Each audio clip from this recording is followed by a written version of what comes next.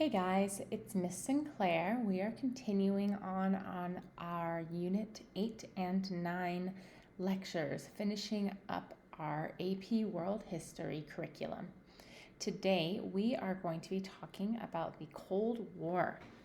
So, your Bellwork for today, what do you know about the Cold War? When you think of the Cold War, what comes to mind? Our AP objective is that you will be able to explain the historical context of the Cold War after 1945. So today we are just digging into the Cold War. So, what is the Cold War? The Cold War is an ideological struggle between communism in the form of the Soviet Union and capitalism in the form of the United States for world influence. So in a total war situation like World War II, governments use ideologies to mobilize all their state resources, including people. So a Cold War, on the other hand, is really just about ideology. It is going to heat up a couple times, but never into outright violence. And it will really only come to an end with the fall of the Soviet Union.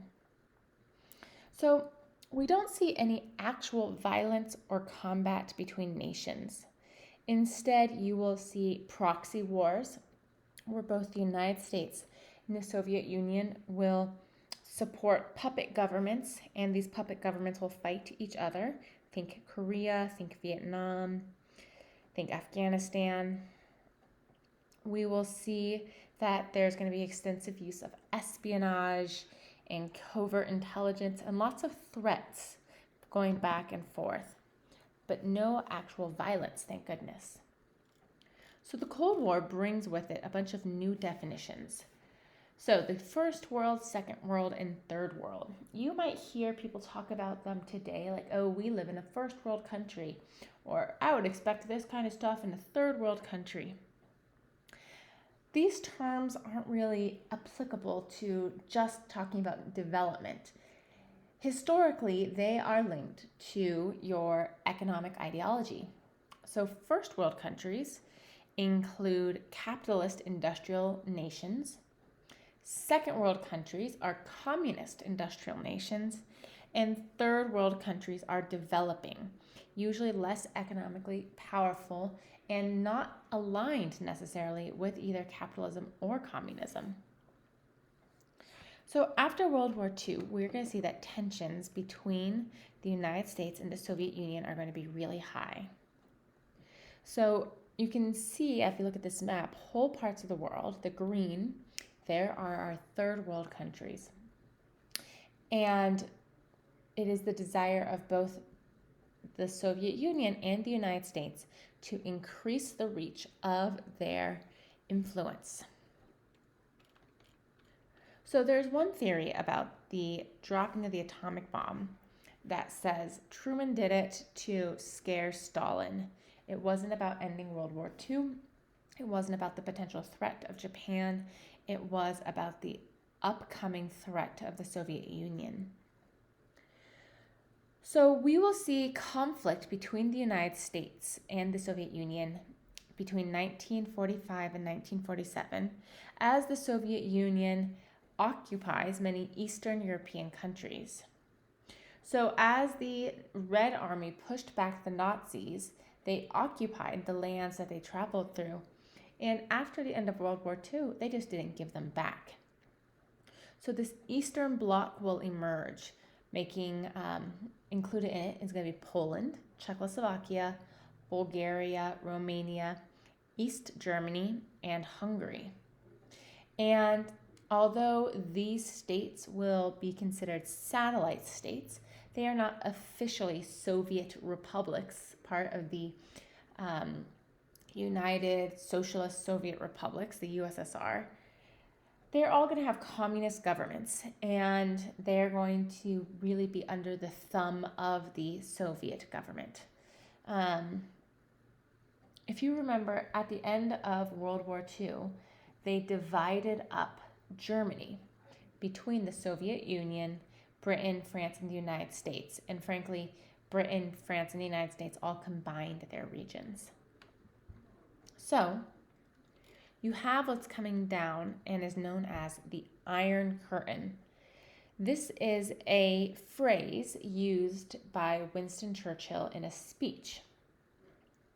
It's simply a term we use to recognize the division between free capitalist and communist societies in Europe. So you can see here the line from separating Finland down, separating Germany, East Germany and Western Germany, and the Balkans. Yugoslavia is going to be under the thumb of its own communist dictator, but it too will be influenced by the Soviet Union. So here's the famous speech. From Stettin in the Baltic to Trieste in the Adriatic, an iron curtain has descended across the continent. Behind that line lie all the capitals of the ancient states of Central and Eastern Europe. So I want you to think about that phrasing. Look at this political cartoon. What does it mean? What's the message here?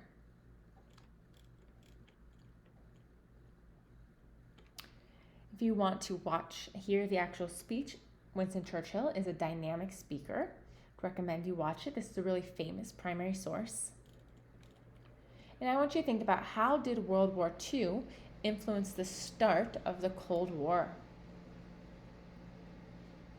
And what did Winston Churchill mean when he talks about an iron curtain? Why does he use that language? Why not say like a brick wall? Why not say just a dividing line? What imagery is he trying to evoke here? So, NATO and the Warsaw Pact.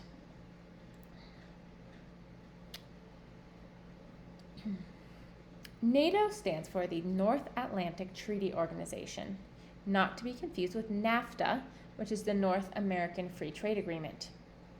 It is an organization founded in 1949 as a military alliance in Western Europe and North America against the Soviet Union and its Eastern European allies. So it's North Atlantic because it's the United States, Canada, Britain, France, Norway, Iceland.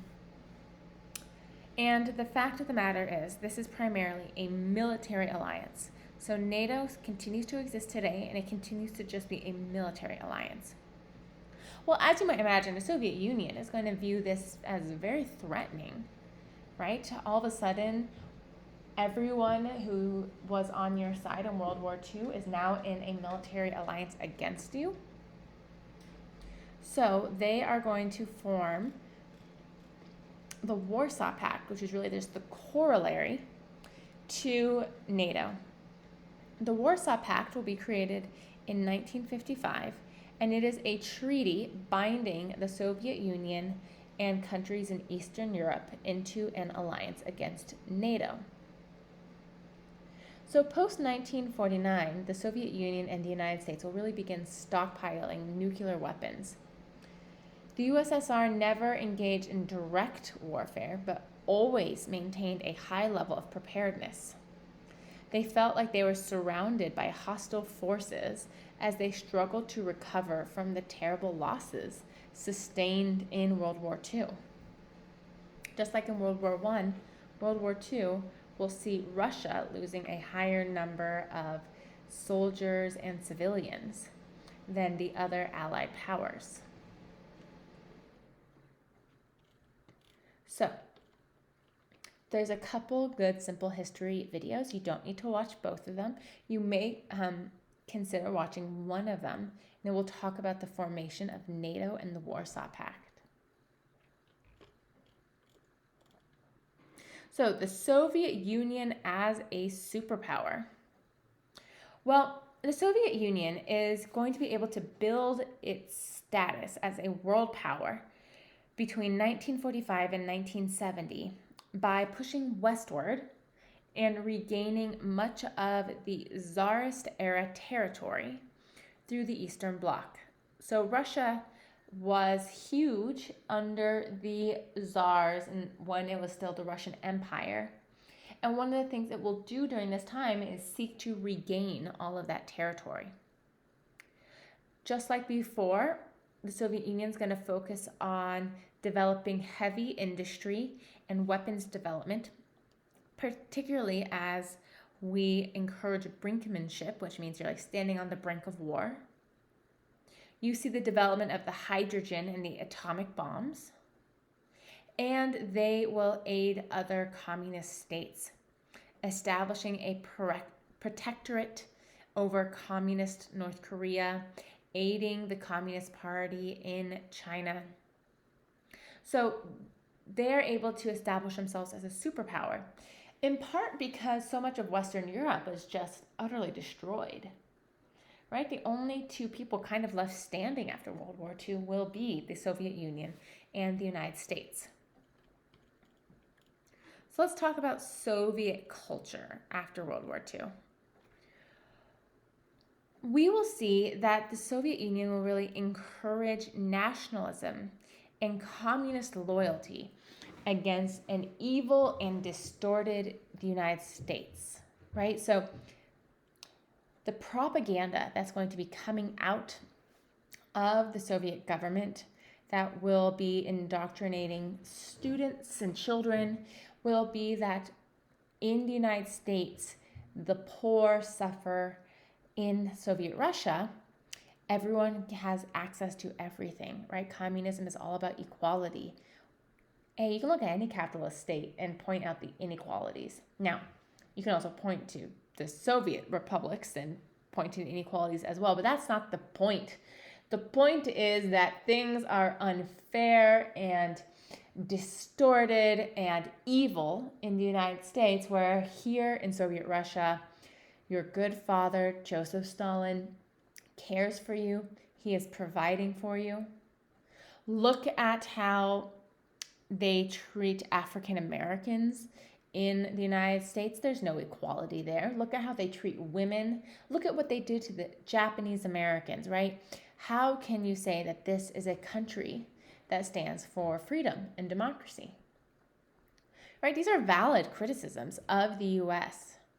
However, there's going to be no introspection here. Whereas in the United States, you had people within our borders pointing out the same things, the same hypocrisy. You're going to see the civil rights movement. In the Soviet Union, they are just going to say, look, we're perfect. It's everyone else who's terrible, which we know is not true. The Soviet Union is going to remain extremely isolated in terms of access to the media and travel. You hear stories of people from the Soviet Union traveling to the United States for the first time and going into a grocery store and being overwhelmed by how much food is there. Because in the Soviet Union, you had so little access to food and so little access to choice. Right? Cool, you get some old cabbage and maybe you get some bread one day. You go into a U.S. grocery store in the 1950s or 60s, and it's just shelf after shelf full of food, full of choices. People would take pictures of themselves in the grocery store to send back home because no one would believe that this is what life was actually like in a capitalist state. We will see an emphasis on science. So the Soviet Union will continue to criticize religion and, in particular, Russian Orthodoxy. Western art and literature will be criticized and outlawed. You cannot read Western authors or philosophy. And we will see that politically, the Soviet Union will rebuild and maintain strong government authority, right? An expansion of the bureaucracy in terms of education, welfare, and police operation. We still have the use of the NKVD. We still have the KGB, right? This is still a police state. Everyone's watching everyone. And the communist systems still didn't resolve the problems with the agriculture. So you're going to have inconsistent food supply and an inability to feed your entire population. There will be welfare services for the sick and the aged, but you will find that most people in Russia are not living the comfortable middle class life that is depicted in the propaganda. For their industrialization, you don't really see any consumerism. Instead, industry is focused on producing heavy factory goods as opposed to consumer goods. And we continue to see gender equality being promoted, but women are really just encouraged to work in factories without any actual agency in their lives or roles of leadership. So from PragerU, you can watch a short little video on the Cold War if you feel like you need a little bit more clarity on it. You can read all the spy novels and watch the movies and James Bond, and it's very easy to see the Cold War depicted in our popular media. And it is an incredibly complex topic in terms of politics, but for our purposes, it's relatively simple. You have this ideological tension between capitalism and communism in the forms of the United States and the Soviet Union, and each are trying to increase their international influence. And one of the ways they're trying to do that is through the formation of the UN. So the United Nations is basically like the League of Nations Part 2. It is an international organization with a goal to maintain world peace and foster cooperation, just like in the League of Nations, only this time the United States will be part of it. The League of Nations is going to be faced with a very different world the United Nations will be faced with a very different world than the League of Nations. In part, with the Cold War and the end of imperialism, we'll see that the decolonization of Africa will cause the number of member states in the UN to increase. And we see that the UN is going to be made up of two main parts. So the different colors represent the different years that countries joined the UN. And just like today, countries that are perceived enemies continue to sit on the UN together. So the Soviet Union, China, Cuba, the United States all sat on the UN. So the UN is made up of two main parts. You have the General Assembly, which is a legislative body with representatives from all of its member states. And then you have the Security Council. So the Security Council has 5 permanent members: China, France, the UK, the US, and the Soviet Union, and 7 rotating members. The UN itself will have a large bureaucracy, which include things like UNICEF, the UN Children's Emergency Fund, UNESCO, the UN Educational, Scientific, and Cultural Organization, the UNHCR, the UN High Commission on Refugees, right? So these sub-organizations are designed to meet the different physical, social, and economic needs around the world. So here is the structure of the UN. You have your General Assembly. You also have the International Court of Justice and criminal courts. You have the Security Council, and it's out of the Security Council. You'll have decisions about peacekeeping forces, and then you have the UN organizations. So this is a helpful video about the origins of the UN. I would like you to be able to compare and contrast the United Nations with the League of Nations. How are they similar and how are they different? Okay. Let's talk about capitalism and communism a little bit more. During this time period, we are going to see the emergence of the World Bank. The World Bank is a specialized agency of the UN that makes loans to countries for economic development, trade promotion, and debt consolidation. That last word there is consolidation. Sorry, it's blocked by the image. So it's going to be formed in 1944 with the International Monetary Fund. And they are going to provide funding for the reconstruction of Europe and other countries after World War II. So one of the ways that we're going to see this happen is the Marshall Plan. The Marshall Plan is a program of loans that were designed to aid Western nations in rebuilding World War II's devastation and to help prevent communist expansion into those regions. So it's going to emerge under Eisenhower under Truman in 1947. It's part of the Truman Doctrine, which will say that we promise military and financial aid to Greece and Turkey to prevent them from falling into Soviet control. Right? Truman is quoted as saying, "I believe that it must be the policy of the U.S. to support free peoples who are resisting attempted subjugation by armed minorities or by outside pressures." So it's now the United States instead of Britain who becomes the guardian of Western values. And by 1961, $20 billion in economic aid had been dispersed. So what does this political cartoon mean? Who are the chickens?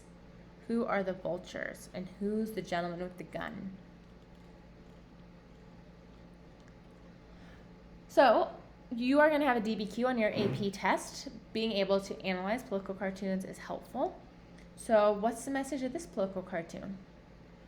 What's the point of view? How would you be able to identify the time period?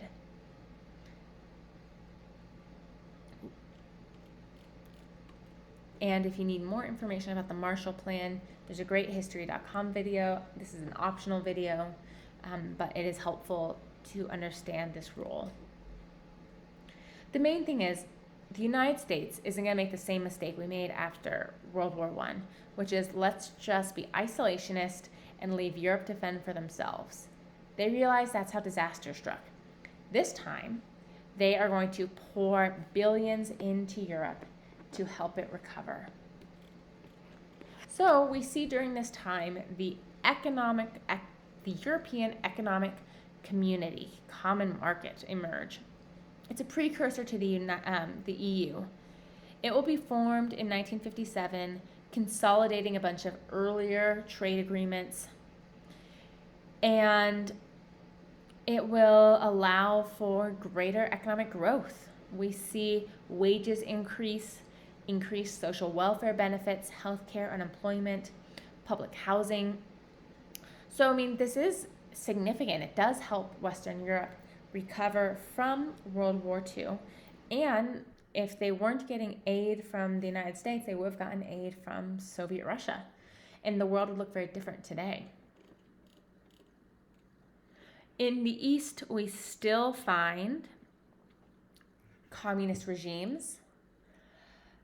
In the Soviet Union, the government is going to regulate and administer nearly every aspect of society: housing, medical services, retail shops, factory land. And we're going to see that the U.S. will view the Soviet Union as a threat. So, one of the things we see is the Berlin airlift, right? So the Soviets blockade the western parts of Berlin. So you have Eastern Germany and Western Germany. But the city of Berlin itself is in Eastern Germany, occupied by the Soviets. So they divided the capital city itself into a sort of capitalist and socialist zone. And the Soviets want to control all of Berlin for themselves. So they decide to blockade Western Berlin to keep the capitalists out. The United States uses our Air Force to drop in food and supplies, and it will keep the Western control of Western Berlin. We also see that the Soviet influence will cause a Berlin Wall to be built to stop the emigration of people from Eastern Berlin to Western Berlin, right? Turns out life in a capitalist country is a lot more comfortable than that in a communist country. You get more food, you have nicer stuff. So they build a wall to keep people from crossing over. That wall will stand between 1961 and 1989 for when it eventually falls. So during this time, we see the emergence of the Brezhnev Doctrine. The Soviet Union can invade any socialist country when there's a need. Need is a very loosely interpreted word. So, for example, in Prague, which was in Czechoslovakia at the time, you have a movement called the Prague Spring in 1968, where you have protests, people advocating for free speech. They're not necessarily saying we want to get rid of socialism or communism even. They just want more freedom. And the Soviets will invade with tanks. We see that over time, Soviet control over Eastern Europe will loosen up, but you still have considerable influence over all of Europe. The Korean War will serve as a proxy war. So it begins when you have the division of Korea after World War II. North Korea will go to the communists, South Korea to the Americans. Now, in the North, you will have Kim Il-sung. Don't quote me on that name. I get all of them mixed up. You'll have the ruler of North Korea be like, I want to rule all of Korea. So he invades. General MacArthur of the United States military says, no, we're not having that. And he pushes him back to the 38th parallel. But then we see that MacArthur gets cocky. He thinks, yeah, we should take all of Korea, right? The entire Korean peninsula should become capitalist, push the commies out. So he pushes them back to the border with China, and China is suddenly not so pleased to have the U.S. Army on their border. So China enters the war on the side of the North Koreans. They push the border back down to the 38th parallel, and we've been there ever since. We have a truce, but no peace treaty. So technically, we're still at war. So you can see North Korea invades, we push them back, China invades, and here we are, basically back where we started. Another video if you want it. Good overview of the Korean War. All right, what's been going on in the United States? We talked a little bit about the Soviets. What about in the US? Well, we have extensive liberalism. So World War II is going to show the failures of fascist movements. So we see an increase of interest in democracy and social reform. Italy, for one, will create a constitutional democracy. Western Europe will see movement towards welfare states by 1948. These are going to be extremely expensive and rely on high taxes, but will mean that European states have things like universal health care, more public housing, more pension funds.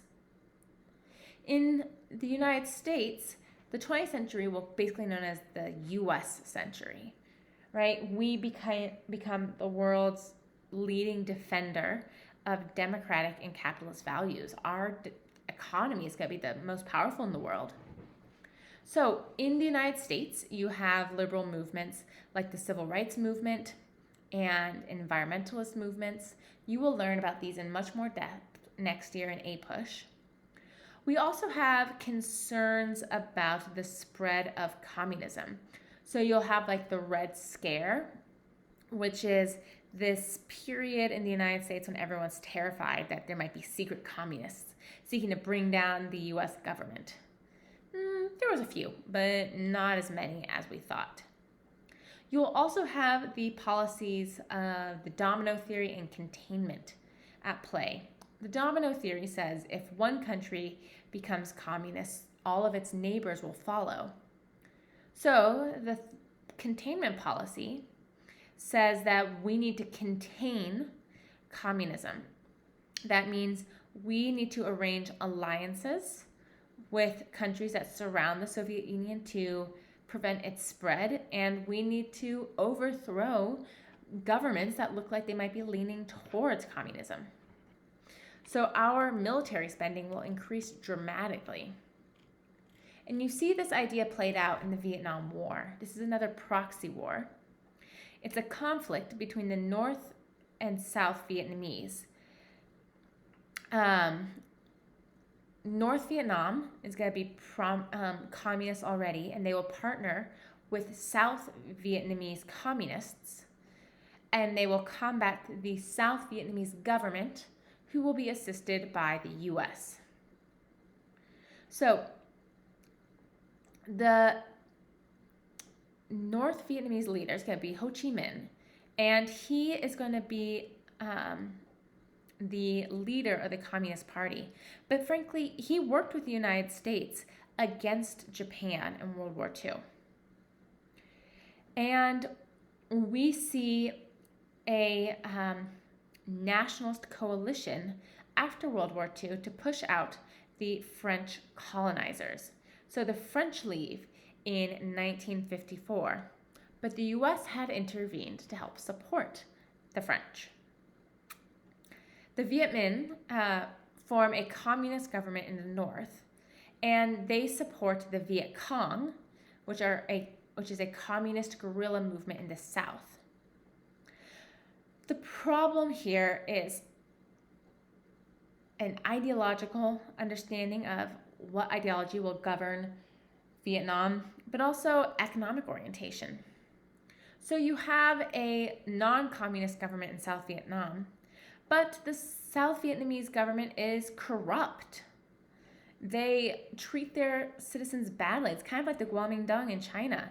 Sure, you're not communist, but you're not exactly a good government either. So we will be involved in a war that turns out to be a lot more difficult than we anticipated, goes a lot longer than we anticipated, and kills a lot more people than we anticipated. You will learn again more about the Vietnam War in APUSH next year. But internal pressure in the United States will cause the US to withdraw, and there was a short-term peace agreement separating North and South Vietnam along the 17th parallel, but North Vietnam will invade again, and this time the US won't intervene, and all of Vietnam becomes communist.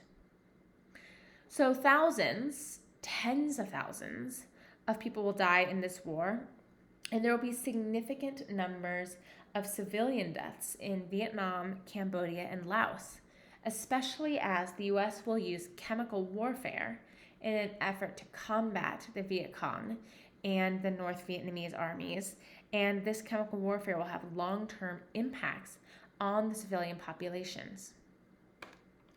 So there was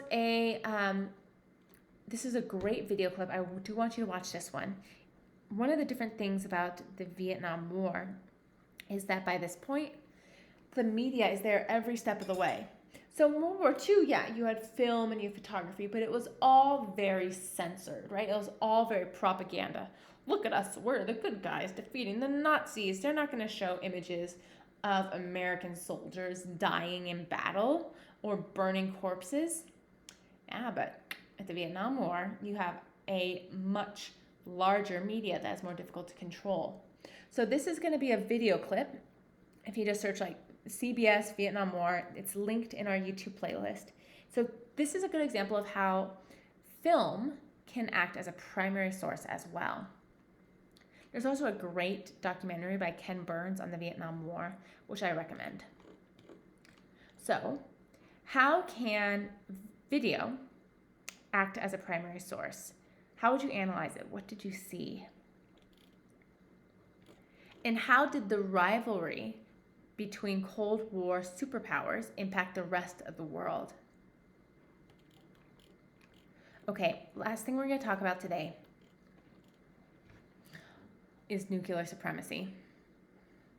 So, we dropped the atomic bomb. Then, shortly thereafter, the Soviet Union creates their own nuclear bomb in 1949. Then we create the H-bomb, the hydrogen bomb, and then the USSR does as well. The threat of nuclear war terrifies the world, as it should. So this is a really good video which talks about the formation of the bombs and actually shows footage of what it looks like when these bombs are dropped. There's enough nuclear weapons out there to destroy the world several times over. So, since we're in this sort of brinkmanship, you build a bomb, I build a bomb, and you're on the edge of war without actually engaging in battle, it's a giant game of chicken, right? You're hoping to show your enemy, look how many weapons I have, you better not fight me. So, Nikita Khrushchev will rise to power after the death of Joseph Stalin. Stalin dies in 1953. And he will enact a policy of de-Stalinization, easing up on Stalin's policies and the creation of a more tolerant political climate in the Soviet Union. Little concrete institutional reform occurred, but the regime becomes slightly less extreme and strict. He's going to loosen up government censorship of the press, decentralize economic policies, restructure collective farms, and he's going to advocate for a peaceful coexistence with the United States. He's going to attempt to distance his rule from Stalin's atrocities. So it's Khrushchev who is in power in 1962. The Cuban Missile Crisis is probably the closest we came to total global destruction. So the Soviet Union decides to put some nuclear weapons in Cuba pointed towards us because we put some in Turkey pointed towards them. And we tell Soviet Union, hey, get out. And they say no. And so then all of a sudden we're threatening to use these bombs on each other. A single conversation is going to be able to defuse the situation, but man, we all almost died. So this TED-Ed really explains it well. So they decide hey, maybe we should limit this. So you'll have the Helsinki Accords in 1975, which is going to be an attempt to improve relationships between the West and the East. In 1963, the US, the Soviet Union, and the UK all agreed to ban nuclear weapons testing. And then you have the space race. Can we reorient some of the scientific fervor on outer space? So the Russians will get to outer space first with Sputnik, which is the first space satellite. It's going to go up into the air in 1957, and all it really does is float around the Earth's orbit and beep. And then in 1969, we land on the moon. So take that, commies. Okay, we're finally done. So for your summary, I would like you to explain the historical context of the Cold War after 1945, explain the causes and effects of the ideological struggle of the Cold War, and compare the ways in which the United States and the Soviet Union sought to maintain influence over the course of the Cold War. Thanks, guys. As always, you can find all the videos referenced on our YouTube playlist. Please make sure you are considering the discussion questions and the summary. And if you have any questions, please don't hesitate to ask. Thanks for listening.